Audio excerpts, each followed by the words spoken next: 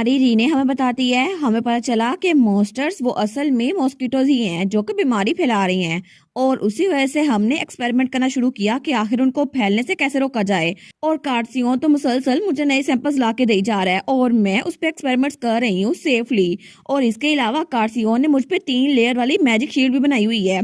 और मेरी पहली डिस्कवरी वो ये थी, मैंने 2 जगह पर वो मॉस्किटो वाले मॉन्स्टर रखे, लेकिन टेक्निकली वो मॉन्स्टर्स ही हैं, लेकिन उनकी शेप, स्ट्रक्चर और हैबिट्स बिल्कुल सेम टू सेम मॉस्किटोज की तरह हैं। तो एक तरह से उन पे रिपेलेंट भी काम कर रहा था। इसका मतलब है कि मैंने जो प्रोडक्ट यूज किया था ना अकेडमी के स्टूडेंट के तौर पर, मैं उसको यहाँ पे इस्तेमाल कर सकती हूँ। और हमारी दूसरी डिस्कवरी वो ये थी कि बेसिकली मॉस्किटोज वो तो मॉन्स्टर्स है ना जो माना से बने होते हैं।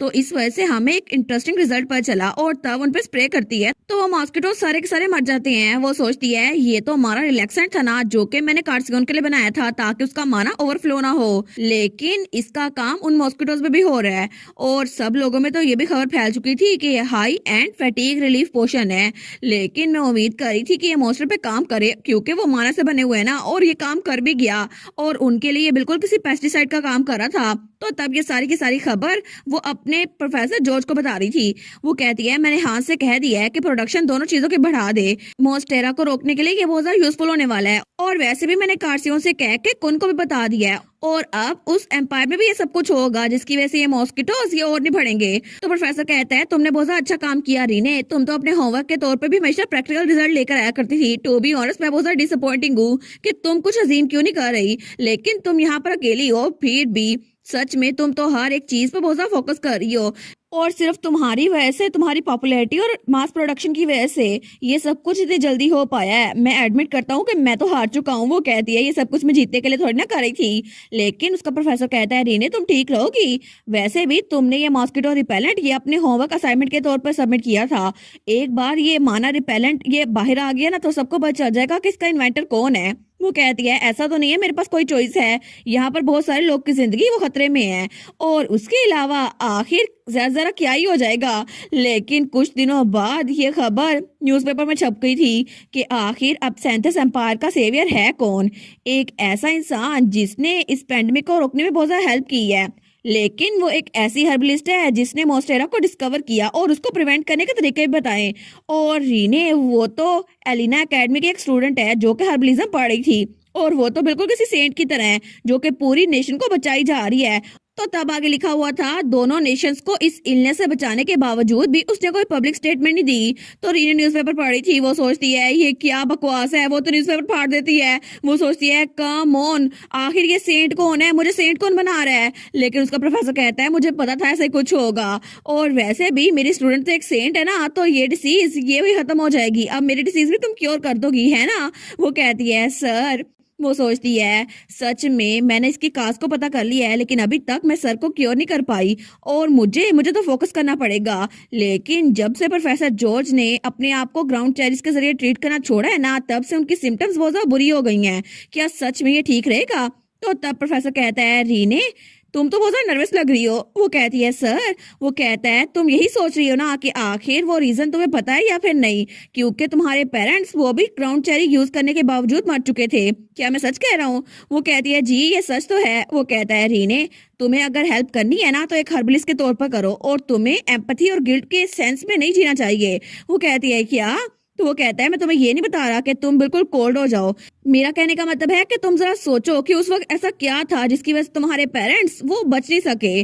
तो रीने वो कहती है जी मैं समझ गई। वो सोचती है मुझे अपना कूल खोलना नहीं चाहिए, मुझे सबसे ज्यादा इंपॉर्टेंट चीज पे ध्यान देना चाहिए। वो कहता है ठीक है अब मुझे प्रोग्रेस रिपोर्ट बताओ जो तुमने मुझ पे ऑब्जर्व करके की है, और इसको एक असाइनमेंट ही समझ लो। वो सोचता है ये तो सच में काम डाउन हो गई है, ये तो सच में बहुत ज्यादा अच्छी साइंटिस्ट है। तो रीने कहती है जी मैं समझ गई। तो रीने कहती है सबसे पहले मैंने जो ऑब्जर्वेशन की है ना उसके हिसाब से आपने ग्राउंड चेरिस को जब से छोड़ा है ना आपकी कंडीशन बहुत ज्यादा बुरी हो गई है, और ये लगता है कि मॉन्स्टेरा की ऑब्जर्वेशन सेम टू सेम जो कार ने भेजी थी ना अब सेंथस एम्पायर से उसकी तरह ही है।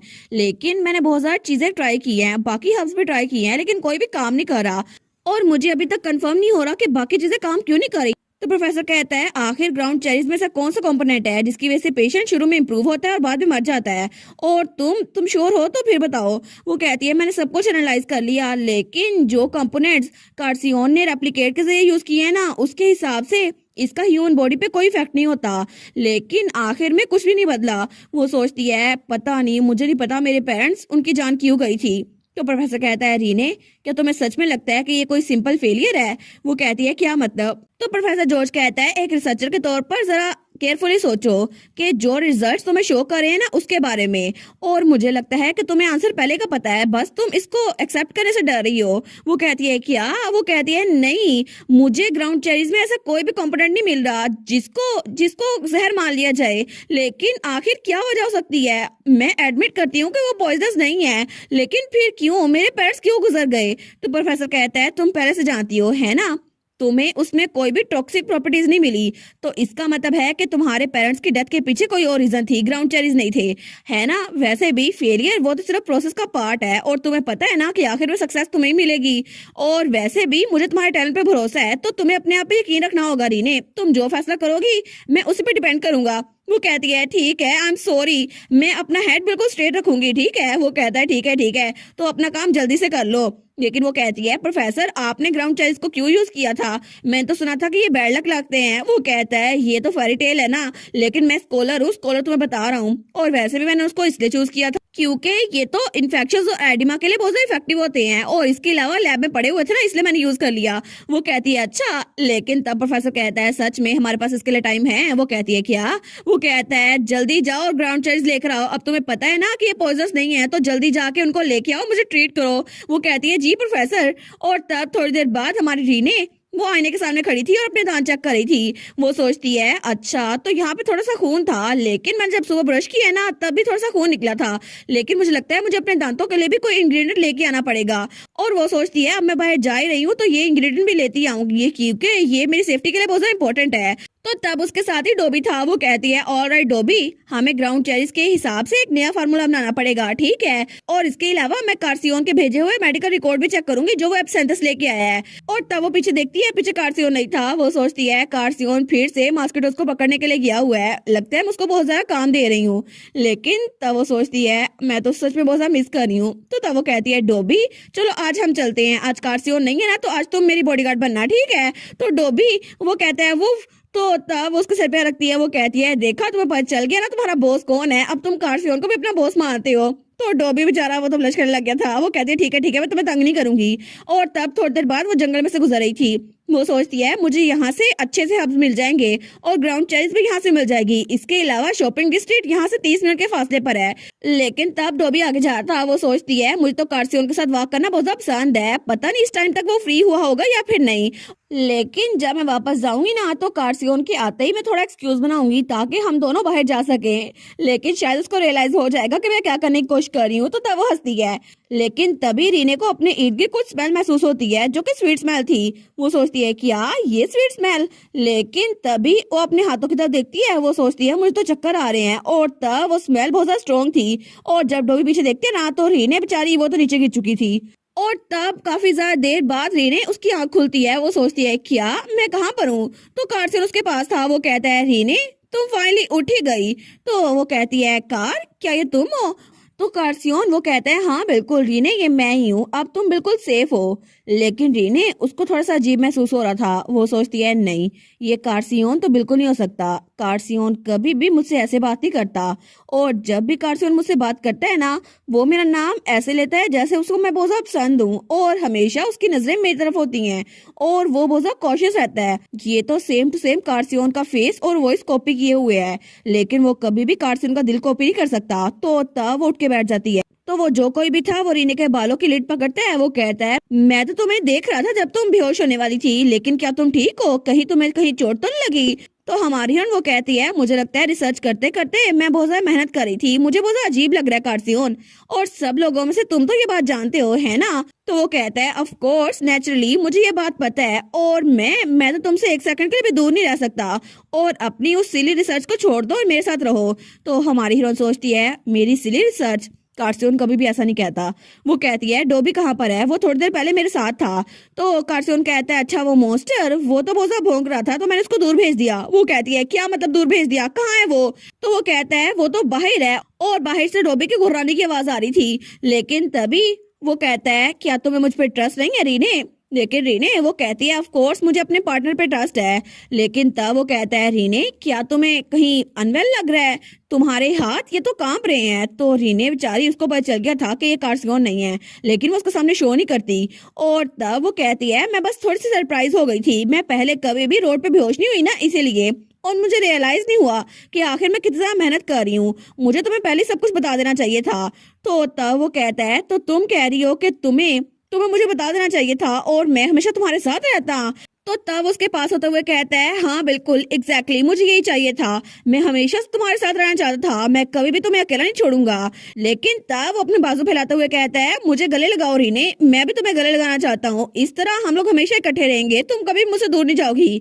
तो रीने वो कुछ सोचती है और तब उसको गले लगा लेती है। तो वो कहता है सच में तुमने मुझे गले लगा लिया, और वो था रेक्स बिगोनिया। वो सोचता है फाइनली मेरे पास तुम हो रीने।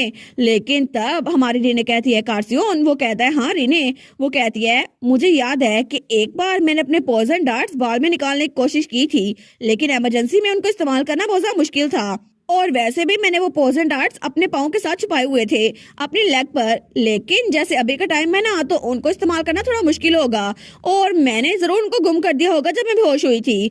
लेकिन बाल के बाद मैंने एक ऐसा सब्सटेंस बनाया जिसकी वजह से मैं बहुत ज्यादा मेहनत कर रही थी और उसकी वजह से मैं कभी भी रेडी रह सकती हूँ। वो कहता है तुम क्या बात कर रही हो, क्या तुम अपने सिली टॉयज की बात कर रही हो, मैं तो बस तुम्हारे साथ बातें करना चाहता हूँ हमारे बारे में। तो रीने वो कार्सियोन की शर्ट थोड़ा पीछे करते हुए कहती है ये सब्सटेंस तो रॉक की तरह हार्ड है, और जब भी ये ब्लड के कांटेक्ट में आता है ना तो ये पिघल जाता है, और अगर मैं इसको अपने पॉइजन के साथ मिक्स करके अपने दांतों पे लगाऊं ना तो फिर तो तभी रेक्स को कुछ महसूस होता है, क्योंकि रीने ने अपने दांतों में वो पॉइजन छुपाया हुआ था और उसने रेक्स भिगोने के काट लिया था।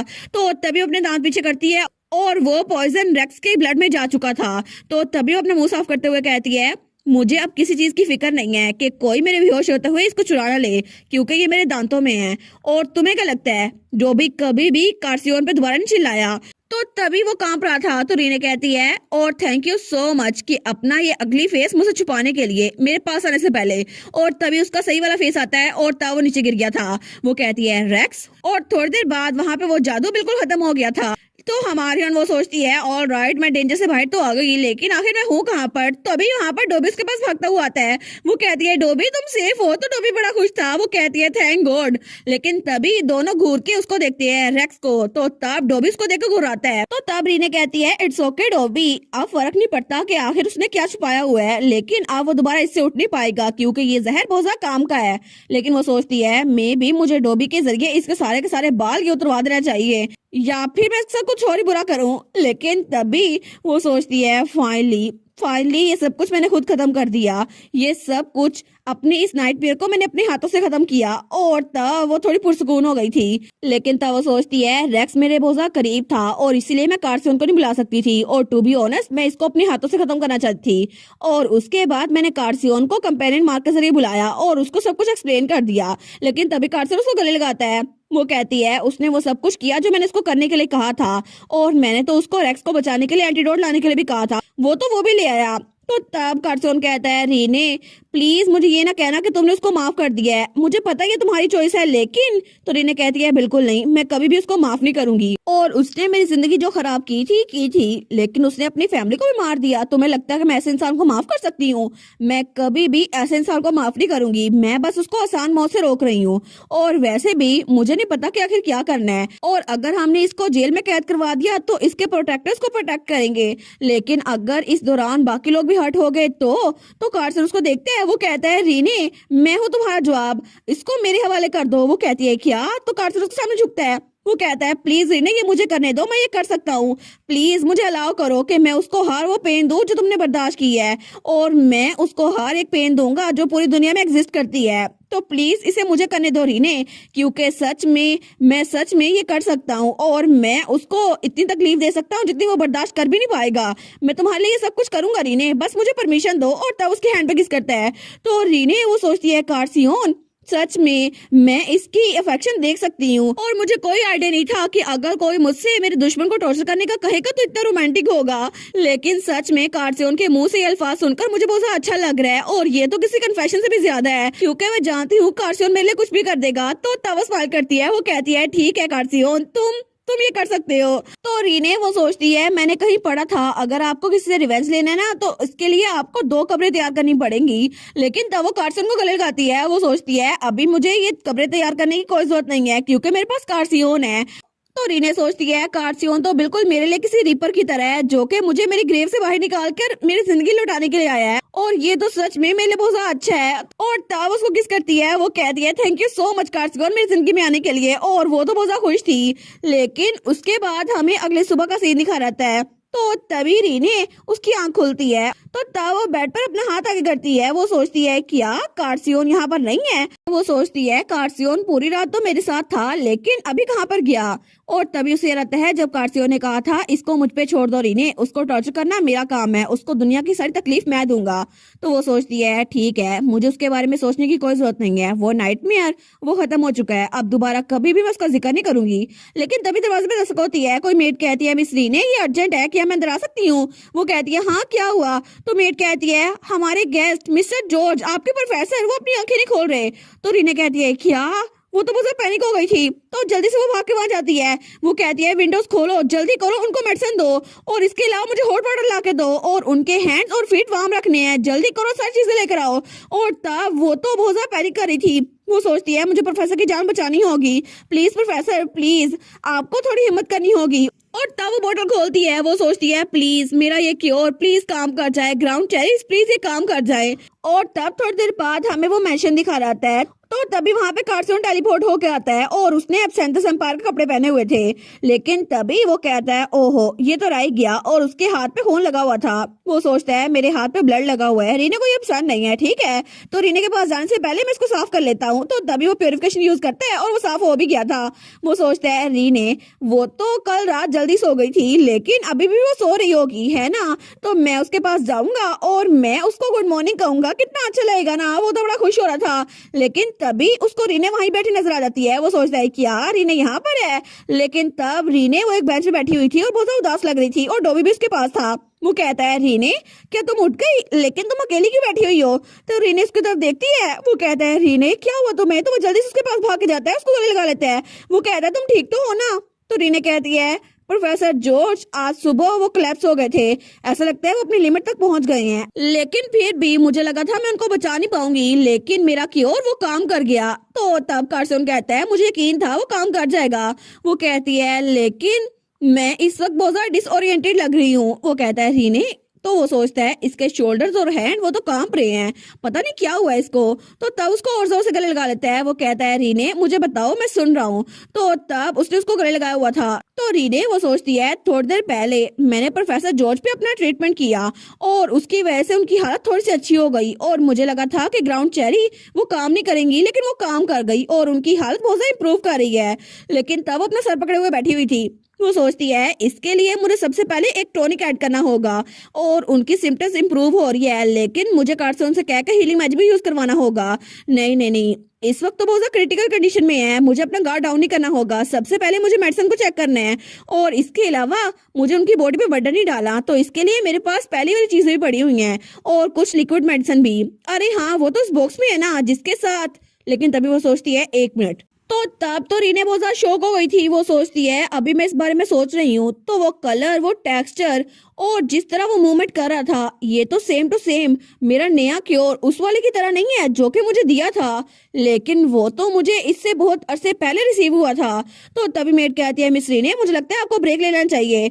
लेकिन रीने वहां से गायब थी। वो सोचती है क्या मिस रीने कहाँ पर गई। लेकिन तब कार्सियोन को वो शीशी दिखाती है। वो कहती है तुम इसको देख रहे हो, प्रोफेसर जॉर्ज को ट्रीट करने के बाद मुझे मेरे लगेज में से ये मिला, लेकिन तुम्हें ये किसकी तरह लगता है। वो कहता है ये तो वही क्योर नहीं है जो तुमने ग्राउंड चेरी से बनाया था और इसका कलर और टेक्सचर बिल्कुल सेम है। वो कहती है हाँ बिल्कुल ये आइडेंटिकल लग रहे हैं ना, लेकिन सिर्फ अपीयरेंस में नहीं ये इंग्रेडिएंट भी बिल्कुल सेम है और इसकी वजह से मैं किसी को भी क्योर कर सकती हूँ जिसको मोस्टेरा हुई हो, लेकिन ये सारी की सारी बीमारी फैलने से पहले मुझे किसने दिया था। तो तब कार्सियोन कहता है क्या। तो तब वो स्माइल करते हुए कहता है रीने बस मुझे उसका नाम बता दो। तो रीने वो कहती है अकंदस। वो कहता है अच्छा वही आदमी जिसके लंबे बाल थे, है ना? अगर उसने ये मेडिसिन एडवांस में प्रिपेयर की थी ना, तो इसके सिर्फ दो ही मतलब हो सकते हैं, या तो उसके पास फ्यूचर देखने की एबिलिटी है, तो रीने कहती है, या फिर उसने ऐसी सिचुएशन बनाई जिसमें ये मेडिसिन बहुत ज्यादा नेसेसरी बन जाएगी। और अब सिर्फ एक ही आंसर बच गया है। तो तब वो कार्सियन को लगाते हुए कहती है, कार्सियन क्या तुम मेरा काम करोगे? वो कहता है रीने मुझे बताओ, मैं तुम्हारे लिए कुछ भी करूंगा। वो कहती है प्लीज अकंदस को मेरे पास लेकर आओ। और तब उसकी आंखों से आंसू निकल रहे थे। तो कार्सियन वो कहता है ठीक है रीने, तुम्हारे लिए मैं ये करूंगा। वो सोचती है मेरा दिल इस वक्त बहुत ज्यादा रो रहा है, मैं इसको रिजेक्ट करना चाहती हूँ और इग्नोर करना चाहती हूँ, लेकिन मुझे वजह जाननी है कि आखिर क्यों। मुझे उससे पूछना है, उसने मुझे कभी नहीं बताया, उसने कभी भी मुझे कुछ नहीं बताया। और मैं तो उससे बहुत सारे सवाल पूछना चाहती हूँ कि आखिर बिना एक्सप्लेनेशन के वो गायब क्यों हो जाता है, या फिर क्यों उसने ये मेडिसिन बीमारी फैलने से पहले मुझे क्यों भिजवाई, आखिर ये सब कुछ क्यों हुआ। और मुझे लगा था मेरा क्योर, बचपन में मेरे पेरेंट्स की लाइफ, वो सब कुछ मेरा कसूर था क्योंकि मेरा क्योर काम नहीं किया था। लेकिन फिर भी मेरा वो गिल्ट जो मेरी मेमोरीज में स्टोर था, उसकी वजह से प्रोफेसर जॉर्ज की जान बच गई। तो तब अकंदस उसके सामने था। वो कहता है रीने, लेकिन तब हमारी रीने वो कहती है मुझे याद है आपने पहले कहा था कि जो मेडिसिन मैंने बनाई है वो एक फेलियर है, और आपने ये भी कहा था कि इसकी वजह से मेरे पेरेंट्स की कंडीशन बहुत ज्यादा बुरी होती जा रही है।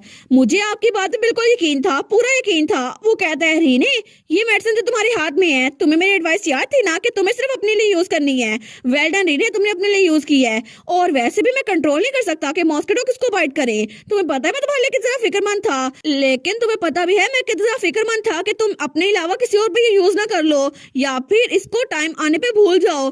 तुम्हें याद था ना मैंने क्या कहा था? तुम तो बहुत अच्छी लड़की हो, है ना? तुम तो वही फैमिली जिसको मैंने चूज किया था। वो कहता है फिक्र ना करो रीने, सब लोग जब खत्म हो जाएंगे ना, फिर भी मैं तुम्हारे साथ रहूंगा हमेशा के लिए। तो रीने कहती है कंट्रोल के कौन मॉस्किटो किसको बाइट करता है, तो इसका मतलब वो तुम थे, है ना, जिसने मेरे पेरेंट्स को मारा। तो वो कहता है क्या? तो रीने कहती है तुम्हारी वजह से मेरे पेरेंट्स की जान गई, क्या तुम अभी भी इस बात से मना करोगे? और इसी के साथ ये वाला पार्ट यहीं पर ख़त्म। तो आप लोग बताइएगा आप लोग को ये पार्ट कैसा लगा, और वीडियो को लाइक और चैनल को सब्सक्राइब लाजमी कीजिएगा। बाकी वीडियोस का लिंक भी स्क्रीन पर नज़र आ रहा होगा, तो काइंडली उनको भी चेकआउट कर लें। और thank you so much for watching my videos. Stay safe, bye bye.